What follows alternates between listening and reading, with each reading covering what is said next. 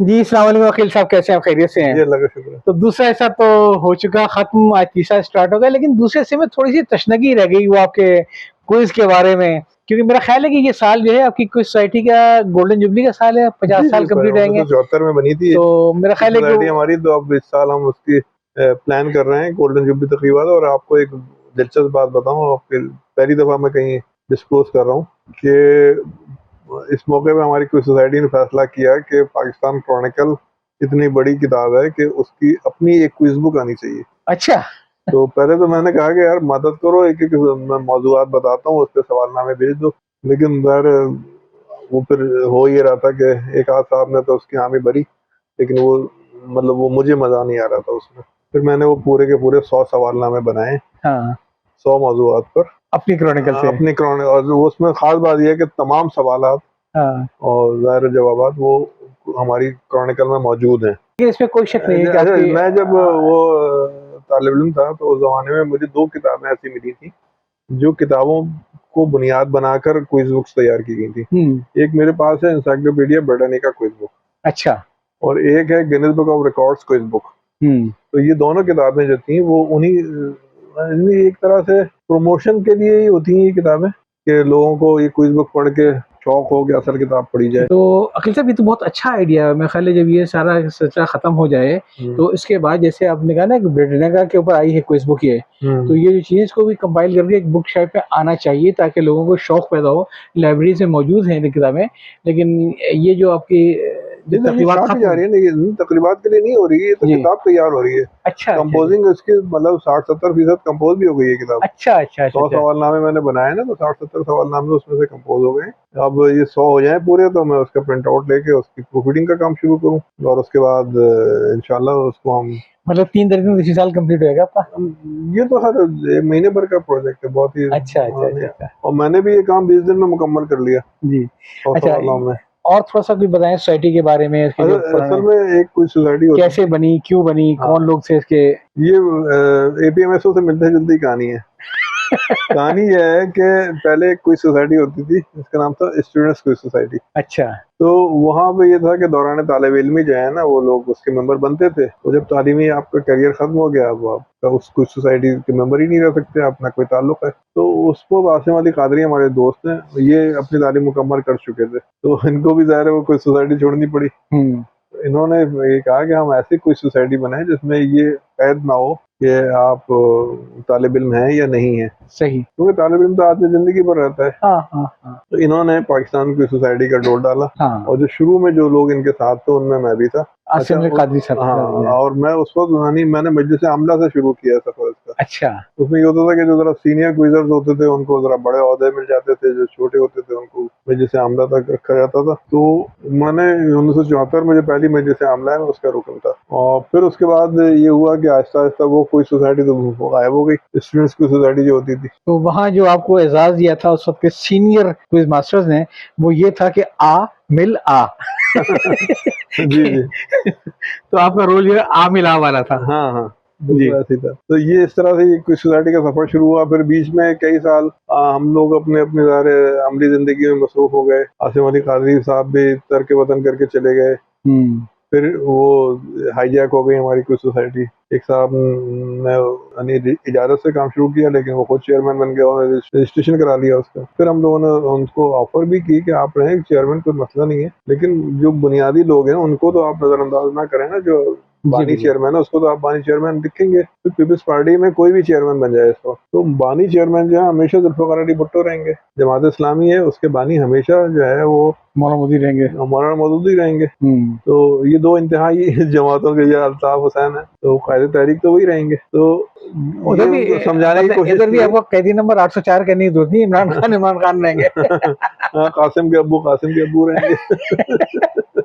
तो वो नहीं उनकी समझ में आई बात, उन्होंने कहा कि नहीं मैंने बनाई और ये किया, वो किया, मैंने रिवाइवल किया, मैंने इसे ज़िंदा किया। तो बहरहाल हमने कहा खुश रहें आप अपने घर में। हमने अपने पाकिस्तान की सोसाइटी को थोड़ा-सा नाम उसमें तब्दील किया, क्योंकि उनकी रजिस्ट्रेशन हो चुकी थी। हमने इसका नाम किया पाकिस्तान क्विज़ सोसाइटी इंटरनेशनल, ठीक है। क्योंकि आसिम अली कादरी भी मुल्क से बाहर थे, कुछ सऊदी अरब में तो थे एक लोग। दूसरी बॉडी बनी फिर ये। बिल्कुल दूसरी बॉडी बनी। और कुछ लोग अमेरिका में थे हमारे, तो हमने एक नई बॉडी बना के इसका रजिस्ट्रेशन कराया। रजिस्ट्रेशन लेकिन आप उसको तसलसल वही 1975 हाँ से हाँ, हम मानते हैं। वही कर रहे हैं, क्योंकि हाँ। उसी को हमने पाकिस्तान की सोसाइटी इंटरनेशनल रजिस्टर्ड कर दिया।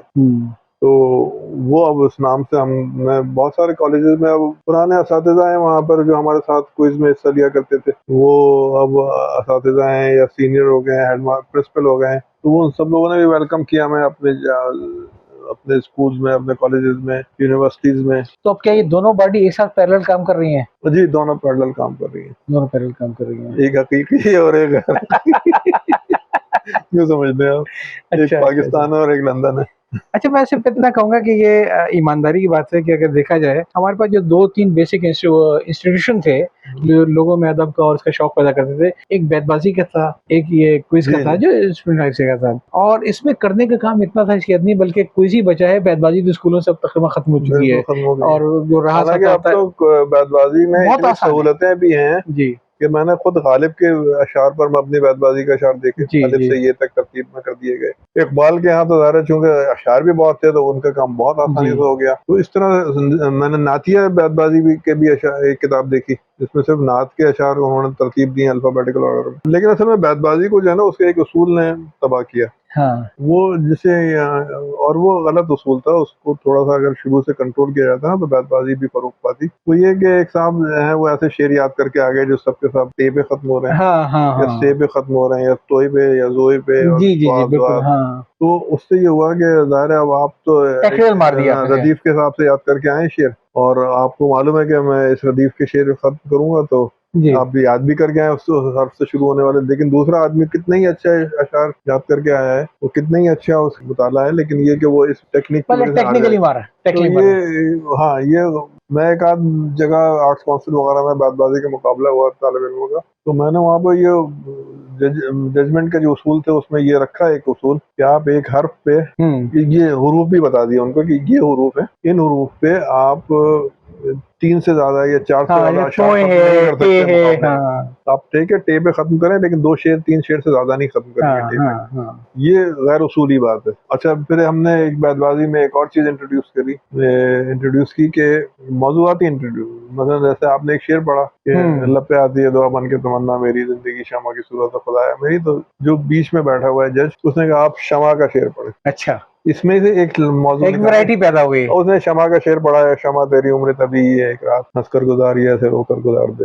उन्होंने रात पर शेर पढ़े हैं। सही, ये ज्यादा इंटरेस्टिंग तो ये बहुत इसमें दिलचस्पी ली लोगों ने कि अच्छा ये फाइनल में हमने रखा कि अब जो फाइनल मुकाबला होगा, पहले मुकाबला जो होगा, अब ये आपकी जो इस तरह के अगर नए उसूल मुतारिफ कराए जाए ना बैतबाजी में, तो सुनने वाले को भी मजा आएगा। और अच्छा, इससे ये भी पता चलेगा कि आपको मताला क्या है, आप उसमें फंसे हुए नहीं है कि मुझे अलिफ के शेर याद करने हैं, मुझे बे के शेर याद करने हैं। आपको मौजूआती भी, यानी फौरी तौर पे, जैसे अभी मैंने एक शेर पढ़ा, फौरन दूसरा, फिर रात का शेर आ गया, फिर शमा के शेर आ गया, तो वो पार्टिसिपेंट का मुताला भी उससे वो चल गया कि इस बच्चे को हर मौजू पे शेर याद है। सही बात है, सही बात है।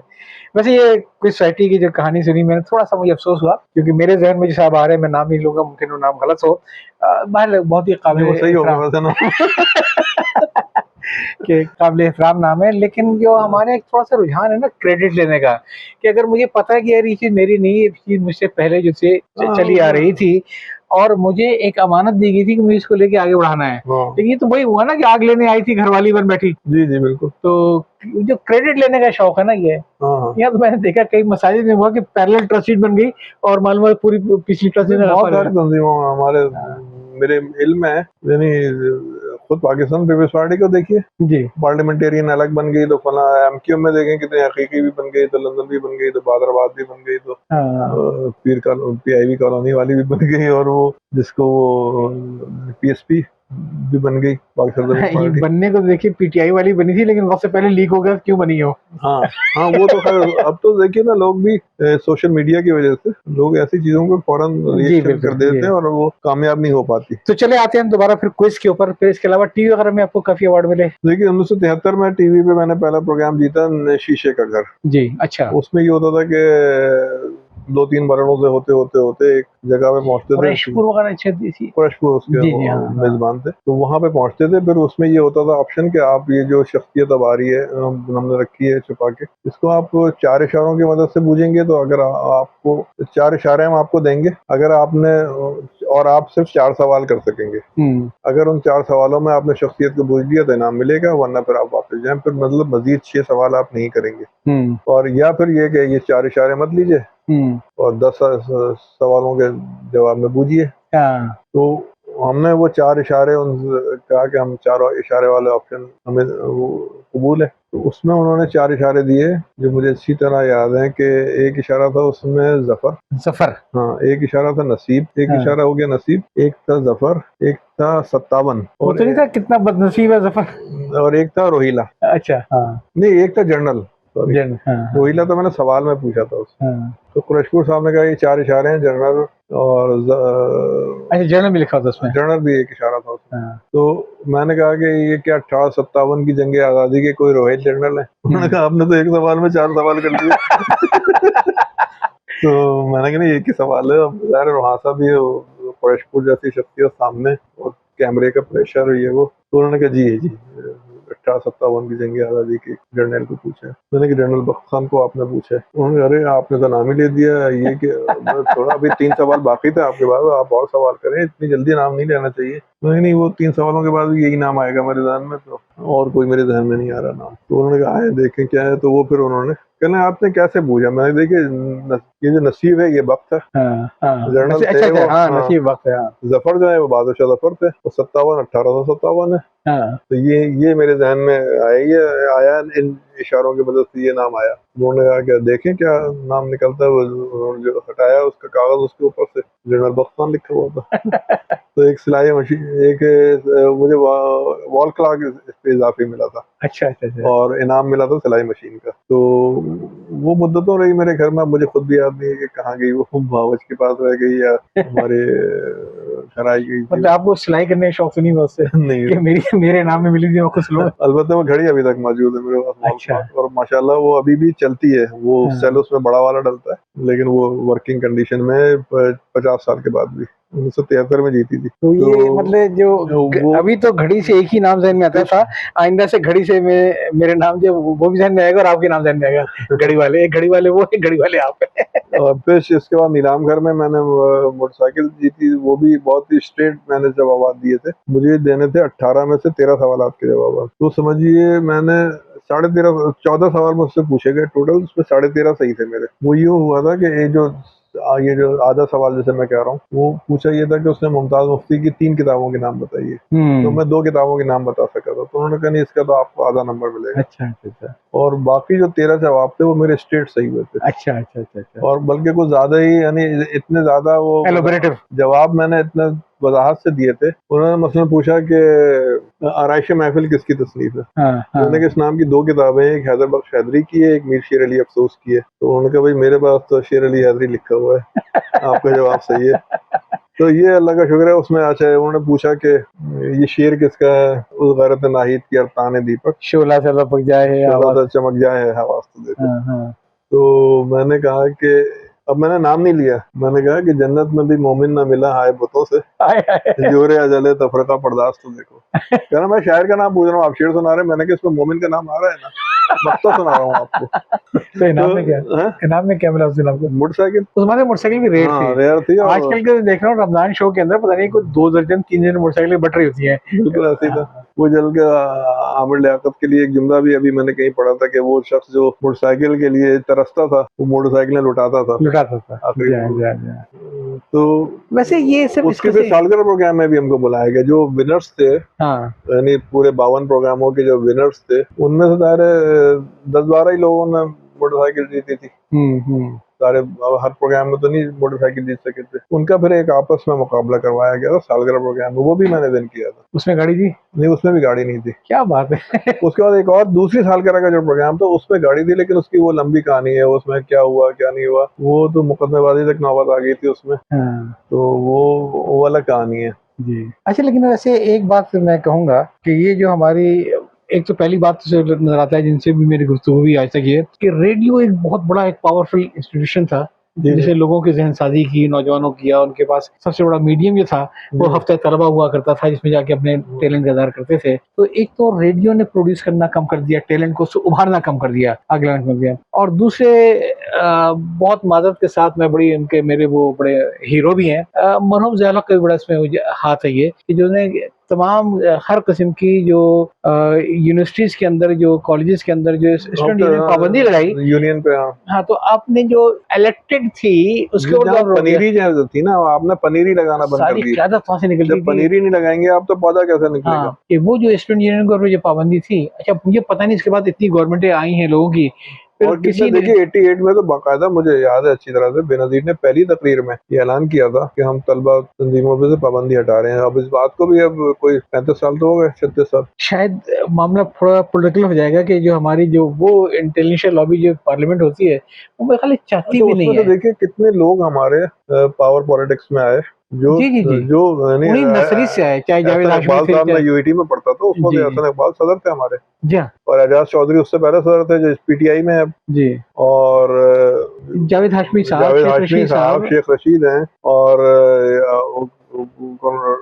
रशीद, क्या नाम है उनका, परवेज रशीद हैं। तो ये सब लोग स्टूडेंट बहुत मतलब सियासत से बहुत लंबी कराची, तक। अच्छा कराची यूनिवर्सिटी से आप देखें, महमूद गजनवी। जी। महमूद गजनवी तो खैर पावर पॉलिटिक्स में नहीं गए, लेकिन हुसैन हक्कानी, जी, जी, जी। हुसैन हक्कानी तो देखिए सफीर के ओहदे तक इसका पहुंचे। देखिए एक इम्पैक्ट ये आ गया कि फिर वो जो थी एक खानदानी पॉलिटिक्स, उसको मजबूती, उसको उसको तक़वियत मजबूती हुई मिल है। गई, हाँ। और ये जिस रूट से लड़के आते थे स्टूडेंट हाँ। यूनियन के तहत होके, हम्म। शफी नकी और पता नहीं हाँ, कौन-कौन थे, शफी नकील रहमतुल्लाह ने वाला देखिए जाए। कितना नाम पैदा किया उस आदमी ने। हाँ, सिर्फ़ उस और सिर्फ़। जमाने में उसको जो है वो स्कॉलरशिप अमेरिका का मिला जी, है। तो मेरा ख़्याल है हमारे जो सुनने वाले हैं उनमें से यकीनन हर पार्टी के लोग होंगे। कम से कम अपनी-अपनी पार्टीज़ के ऊपर आप लोग दबाव डालें कि और कुछ ना करें, कम से कम स्टूडेंट यूनियन पर से पाबंदी हटा दें। किस बात का खतरा है आपको? भई नहीं, मसला ये हुआ कि ये पाबंदी उस वक्त लगी है कि जब स्टूडेंट्स पॉलिटिक्स में या स्टूडेंट्स की सियासी वो तो अपनी जगह पे है तंजीमों ही। में असलहा आ गया। हाँ, इससे पहले असलहा नहीं होता था। देखिए मैं वही कह रहा हूँ जो 1980 के बाद, हाँ। खासतौर से कराची में, तो 79-80 में असलहा इंट्रोड्यूस हुआ है। एक वजह और भी है कि जब आप किसी प्रेशर कुकर के अंदर आप सेफ्टी वाल्व नहीं हो, तो प्रेशर कुकर तो फटेगा। हाँ। आपने जो हटाए स्टूडेंट यूनियन पर से पाबंदी जो आपने लगा दी परमानेंट ये, तो वो जो वहाँ बैठ के लोग कर सकते थे, अब वो हत्थे चढ़ गए इंतहा पसंद तंजीमों बिल्कुल, ये के। हुआ हमारे शहर का हाल आपको पता है जी, कि वो किस तरह से ये शहर जो बर्बाद हुआ है, वो इसी वजह से हुआ है कि जी। वही स्टूडेंट इधर आ गए हाँ, तो दहशतगर्दी की इसके तरफ। ऊपर अगर ये हो जाए तो फिर मुमकिन है वो हफ्ता तलबा हुआ करते थे हफ्ते तमाम। तलवाई से तो हम लोग निकले, हाँ, हम लोग जी। हफ्ते तलवा के, ये आपने अभी 2 नाम दिए, खुशबख्श शुजात का, और यानी पिछले उसमें जी, जी, जी। खुशबख्श शुजात कहाँ से मेहताब आई वो, मेहताब मेहताब बच्चन, मेहताब राजदी, ये मतलब स्टूडेंट। अपने वक़्त की वो बेहतरीन स्टूडेंट थी वो। हाँ, और बेहतरीन डिबेटर थी। जी, जी। अच्छा, फिर यहाँ बल्कि कराची में आप खुशबख्श देखें ना, याद का तो मैंने वो प्रोग्राम देखा था कि मोहम्मद मोहम्मद अली अली वाला, साहब जो जी, जी। उस जैसा अदाकार जो था, वो और बिल्कुल देखिए बिल्कुल मोहम्मद चुप अली ने कर गया उनको वो। स्पेस बहुत दी थी उसके अंदर, मोहम्मद अली बहुत ठीक है, लिहाज बड़ा करता है। लिहाज़ रहा था। बहुत लिहाज लेकिन किया ये उन्होंने, तो उसे तो यानी वो मुस्कुराते रहे बस हाँ, इनकी बातों पे। लेकिन उसकी लगता क्लिप था कि उनकी हाँ, क्लिप जो है ना, वो यूट्यूब पे मौजूद है, उस अच्छा, प्रोग्राम की, जहाँ जो मोहम्मद बात की। है ना वो वही है कि अच्छा, जो देखिए कराची में भी स्टूडेंट्स पॉलिटिक्स से जो लोग आए, ज़रूर हसन भोपाली, जी, जी, नूर जी, मोहम्मद जी, फायदी, जी। जुनैद फारूकी, खुद आप जमात इस्लामी के जो अमीर बने हैं मुनव्वर हसन साहब, जी, जी, जी, ये जी। कहाँ से आए थे? ये स्टूडेंट्स। बल्कि ये तो किसी ज़माने में शायद पीएसएफ वगैरह में थे पहले जी, ये। पहले पीएसएफ में थे, बाद में फिर जमीयत में आ गए, हाँ। और फिर जमीयत से वो जमात में आए, और जमात से होते-होते वो अमीर।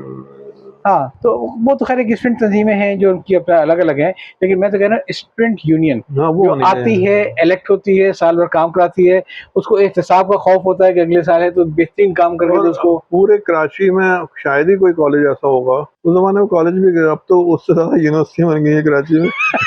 उस ज़माने कराची में 55-56 कॉलेजेस थे, मुझे याद है अच्छी तरह से, तो शायद ही हाँ, कोई कॉलेज ऐसा होगा कि जहाँ हमने अपने कॉलेज की नुमाइंदगी ना की हो हाँ, और वहाँ से इनाम ना जीता हो। हाँ। यानी हम अब्दुल्ला हारून कॉलेज खड्डा तक गए, अच्छा, और उधर superior science college Shah Faisal colony, उधर कोरंगी में कोई कॉलेज था, वहाँ यानी कोई। अब्दुल्ला हारून कॉलेज खड्डा वो होती नहीं जिसके अंदर फैज़ अहमद फैज़। जी, जिसमें फैज़ अहमद फैज़ साहब जी, प्रिंसिपल रहे हैं जी, उसके। जी, जी। और मज़े के आप बताऊँ, अब याद आ गया फैज़ साहब का वाक़या कि जब उनको प्रिंसिपल रखा गया, तो उनको 1 महीने के बाद जो लिफ़ाफ़ा पेश किया गया, अब देखिए ना, वो ये भी नहीं तय करके आए कि मुझे तनख्वाह क्या दोगे? तो 3000 रुपए उसमें लिफ़ाफ़े में रखी हुई थी। उन्होंने कहा कि ये तो बहुत ज़्यादा पैसे हैं। अच्छा। हाँ। और मेरी ज़रूरियात मैंने पूरा हिसाब लगा लिया है, मेरी तमाम ज़रूरियात 1800 रुपए में पूरी हो जाती है। क्या कनात ये के लोग 1200 होंगे, रुपए आप वापस ले लें। क्या उन्होंने कहा कनात नहीं के ये लोग हमने होंगे। हमारी मैनेजमेंट ने तय किया है कि आपको हम 3000 पेश करेंगे, बल्कि हम तो ये कह रहे थे कि हम 3000 से ज़्यादा नहीं पेश कर सकते। हाँ, उन्होंने कहा कि नहीं ये स्टूडेंट्स के फंड्स में डाल देंगे आप तो। ज़र्फ की बात है। हाँ, तो इससे लाइब्रेरी को बेहतर बनाए, जो भी करें। उसको 1200 रुपए बहुत बड़ी रकम थी। बिल्कुल सही बात, आज के 1,20,000 रुपए होंगे वो। सही बात है। तो वो फैज़ साहब ने कहा कि नहीं ये ऐसे मेरी फैसलों से ज़रूरियात आदमी, 1800 हाँ, रुपए की हैं, ऐसे बस मुझे। फैसलों से आदमी का अंदर का किरदार बाहर आता है। जी, जी, बिल्कुल। जी, तो उस कॉलेज में भी हम गए अपने डीजे कॉलेज की नुमाइंदगी करने के लिए। हाँ, और बड़ा अच्छा होता अच्छा, था और कि हमारे प्रिंसिपल साहब भी हम कहते थे कि ये क्या तुम लोग टाइम ज़ाया कर रहे हो? हमने कहा नहीं अब शौक है एक। अच्छा, थोड़ा बहुत अपनी कॉलेज लाइफ में मैं भी इसमें चूँकि इन्वॉल्व रहा हूँ ये, तो वो जो एक हार्मनी क्रिएट होती थी ना, कि सरगोजा जा रहे हैं, उनके हॉस्टल में ठहरे हुए हैं, हाँ, वो एक अलग होती थी कि जी के, आप पूरे पाकिस्तान में हाँ, आप घूम रहे हैं, अपने कॉलेज की नुमाइंदगी कर रहे हैं कि यूनिवर्सिटी की नुमाइंदगी कर रहे हैं। मेरे ख्याल है आप भी जब बोल के अभी थक रहे होंगे, थोड़ा-सा एक वक्फा माहौल जी, लेते जी, हैं जी, जी। और तीसरा हिस्सा यहाँ पे खत्म करते हैं और फिर इंशाल्लाह चौथे हिस्से के लिए फिर बाद में